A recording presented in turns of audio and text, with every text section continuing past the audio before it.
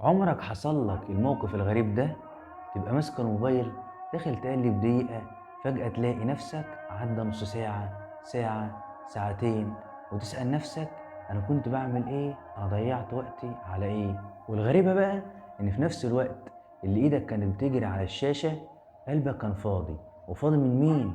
من ربنا.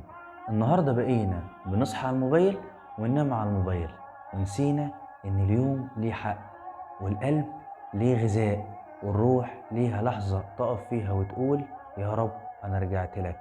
المشكلة مش إنك تستخدم موبايل، المشكلة إن الموبايل ياخدك من ربنا، ياخدك من نفسك، ياخدك من اللحظة اللي المفروض قلبك يرتاح فيها. جرب كده، قبل ما تفتح أي تطبيق قول بسم الله، قبل ما تنام اقفل الشاشة دقيقة كده وقول الحمد لله.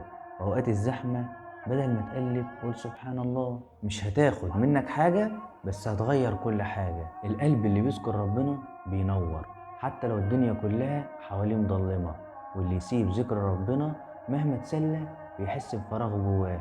مش لازم تسيب الموبايل، بس لازم الموبايل ما يخليش قلبك يبعد عن ربنا، لأن أقصر طريق لراحة البال إنك تفتكر ربنا حتى لو بدعوة صغيرة. ما تنساش تصلي على النبي. سلام.